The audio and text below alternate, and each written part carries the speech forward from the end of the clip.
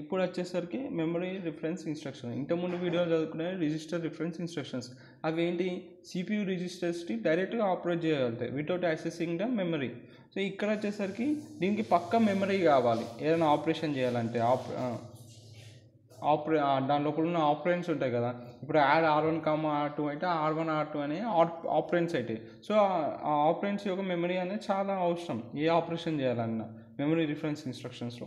So memory reference ఇన్స్ట్రక్షన్స్లో పక్కా అవసరం, మెమరీ యాక్సెస్ అనేది చాలా అవసరం దాని ఆపరేట్స్కి. So this instruction classified based on the op code and mode bit. Mode బిట్టే చెప్తుంది డైరెక్ట్ అడ్రసింగ్, డైరెక్టా ఇండైరెక్ట్ అడ్రసింగ్ మోడ్ అని. ఈ అప్ కోడ్ అనేసి ఏం చెప్తుంది, అడిషన్ ఆపరేషన్ సపరేషన్ ఆపరేషన్ చెప్తుంది అప్ కోడ్. ఇక చూడు, ద కంట్రోల్ యూనిట్ ఏం చేస్తుంది, డీక్యూజ్ చేసి ఈ ఇన్స్ట్రక్షన్ని ఎక్స్క్యూజ్ చేస్తుంది based on the instruction format. So కొన్ని అప్ కోడ్స్ చూడండి, ఇవి కొన్ని అప్ కోడ్స్. 00 ఉంటే యాడ్, 001 ఉంటే యాడ్, ఇది 001 ఉంటే యాడ్, 010 ఉంటే load, 01 STA, 100 BUN, 101 BSA. So ఈ బేస్డ్ ఆన్ అప్ కోడ్ మనకి ఏ ఇన్స్ట్రక్షన్ అర్థమైపోతుంది. సో దీని ఆపరేషన్ డిస్క్రిప్షన్ చెప్పాలంటే, యాడ్ ఆపరేషన్ ఎట్లా రిప్రజెంట్ చేస్తారు, ఇట్లా రిప్రజెంట్ చేస్తారు.